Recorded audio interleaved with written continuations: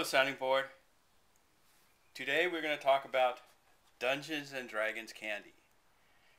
Coming from us, being released by Wizards of the Coast by a company called Boston America Core. And they're making these little tins with sugar candy in them. And when you're done eating the candy, you can put the dice in there.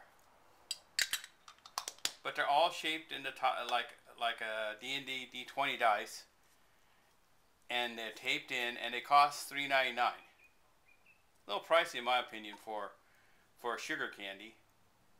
But you're paying for the D&D license, of course, because they know everyone will pay for a property of something that is something they like.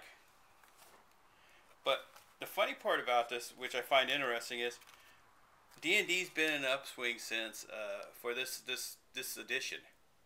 We haven't seen this much interest in Dungeons and Dragons since 2nd edition, when it was like a cultural phenomenon.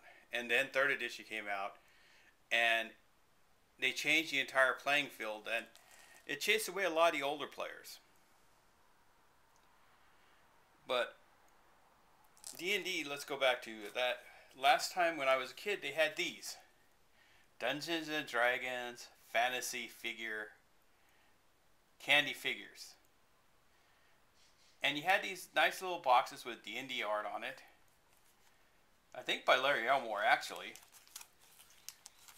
And you have, well, the back art is done by somebody else, because it's not even comp art from the system. And you have like a series of cards you would get out of the back. And you'd get like the monsters.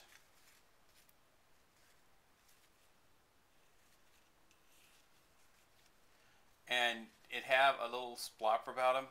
And then there's stats for what you use to play Dungeons and Dragons with them. So if you couldn't afford a monster manual, some of the monsters that didn't exist in the basic set were in these that you could play with. And so it's one of those things that's kind of funny about Dungeons and Dragons, is that it hasn't had that big of an upswing or interest for a long time, and now people are really showing interest in it. Let's see how the fandom will go, because it's rumored that they're going to be changing the system again soon. It's hard to say. Will the fandom move and be excited about a new system and the old system being thrown out that they learned to finally play and love? And another thing is, D&D is very popular right now because people tired of video games. Because a long time, the reason why D&D fell out of favor is due to what people would consider RPGs. And they weren't really role-playing games. It would just follow a series of patterns, and you push a button and hit at the right time.